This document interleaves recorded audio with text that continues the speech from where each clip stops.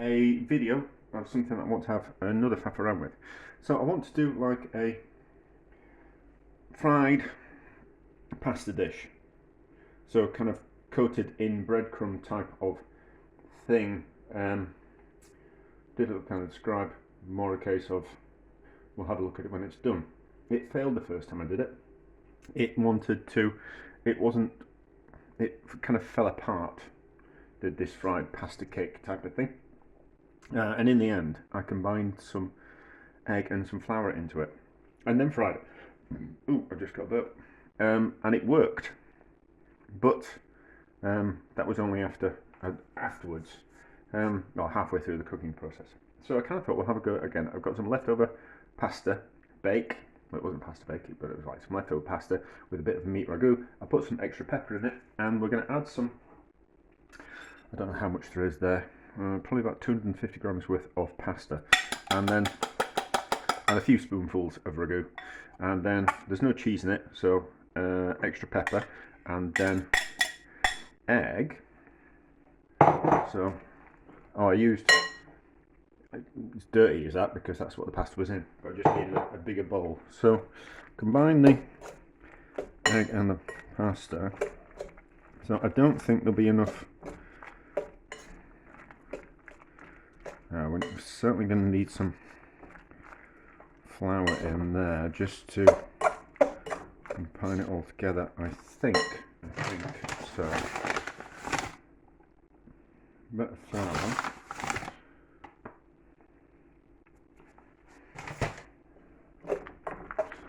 So it holds it together a little bit. No, that's not gonna.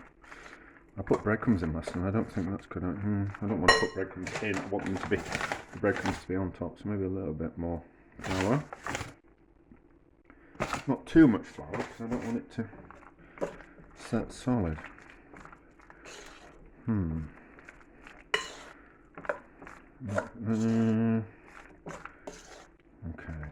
how am I going to do this? I did have, you see, when I was swimming, I kind of thought, that will work. And then obviously I'm here now, and it's not going to work just as well as I thought. So a little bit more flour, but not much more than that. Okay, that's a little bit better. That might hold together better. So a bit of baking parchment. Move some things out of the way because there's always stuff in the way. Divide the mixture in two.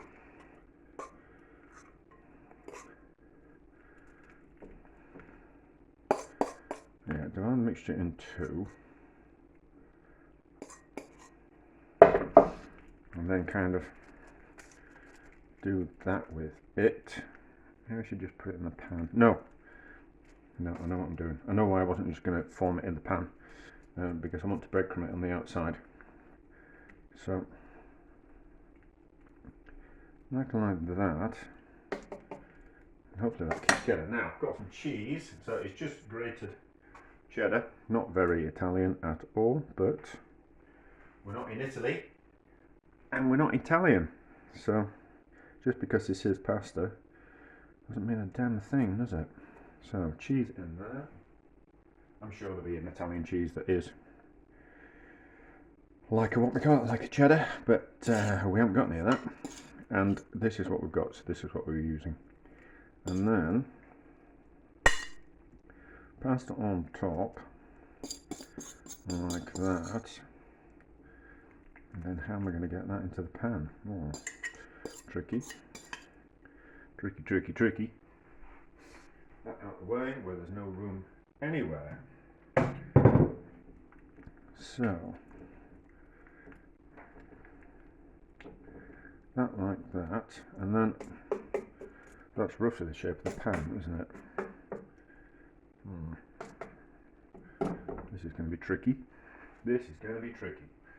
So I have some breadcrumbs.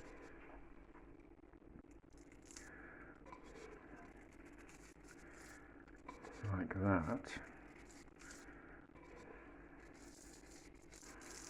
And that's going to form a bit of a crust. And as it cooks, hopefully, the egg and flour and cheese will keep it all together. Now, how do we get that in the pan. That's going to be tricky, isn't it? We can't slide it out. It's not going to slide, is it? Maybe. Do we need a plate? Maybe. Maybe now we've got the breadcrumbs on it, it'll slide off a plate into the pan. Maybe. Not just going to be as easy as I thought. But nothing, well, not many things are they? Let's be honest.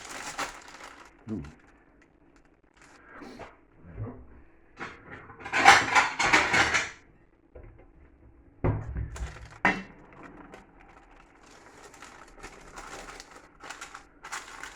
Nah. This is going to fail, isn't it? Let's just out of the way. That over there like that.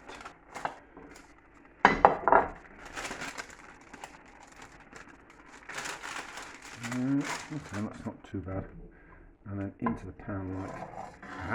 okay, that's not too bad. That's not too bad. There was probably an easier way of doing that. Right, so fat's melted, but temperature on, and then hopefully the cooking process will firm it up,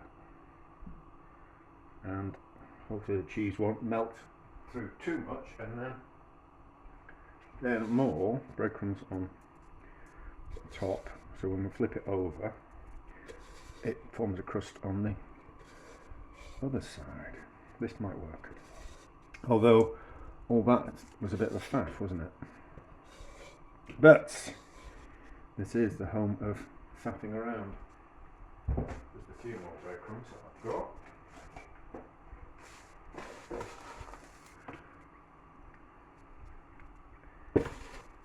Right, then gentle fry to get it crispy on the bottom, and then we should, with the use of the plates, be able to flip it over onto the plate and then faff around, hopefully. So gentle fry to set it and get it crisp, and then we'll flip it over, which will be fun to watch, won't it? I was thinking I really should squish that top down so it's a little flatter, because if it's flat, when we flip it over it won't crack the top. So, well, the bottom. If you imagine it, if it's flat, it'll fry flat, and the other side won't be. If there's a big bump in the middle, it'll kind of fall open.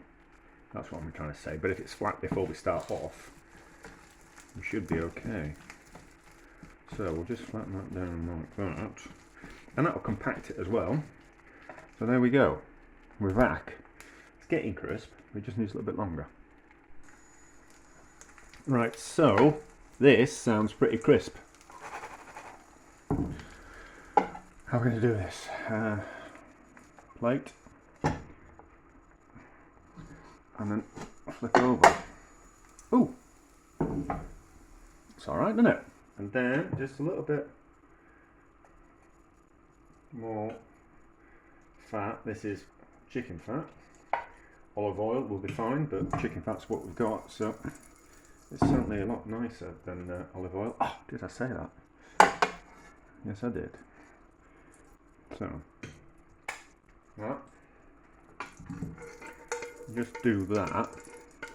It'll just get that fat off the spoon, and then we don't mess up the washing up water too much. So, that in there, and then slidey,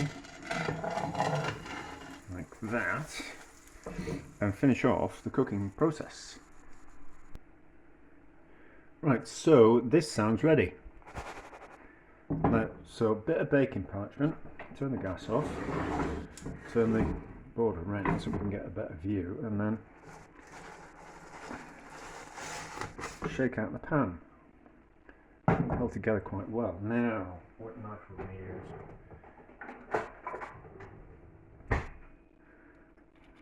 It's going to be difficult to kind of carve into this. So let's just, there we go. Nice bit of cheese in the centre.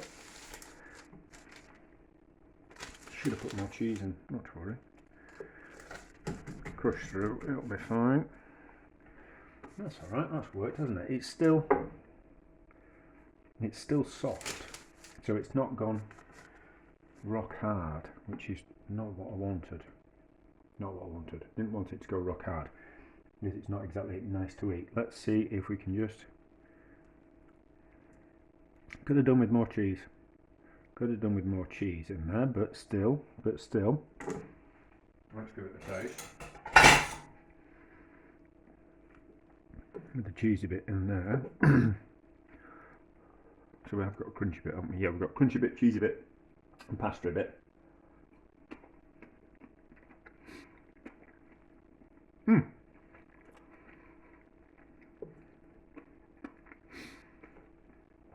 What I originally wanted to do, I don't think it'd ever work, but this works. It's nice. But of course it's nice. It's pasta with a ragu on cheese and fried breadcrumbs. A bit of crunch, isn't it? So, although I did look online, and there is pasta frittatas, or pasta frittata. Well, you know what I mean, already. So it's not as if I invented something new. But I don't think there is many things that are new. Anyway, so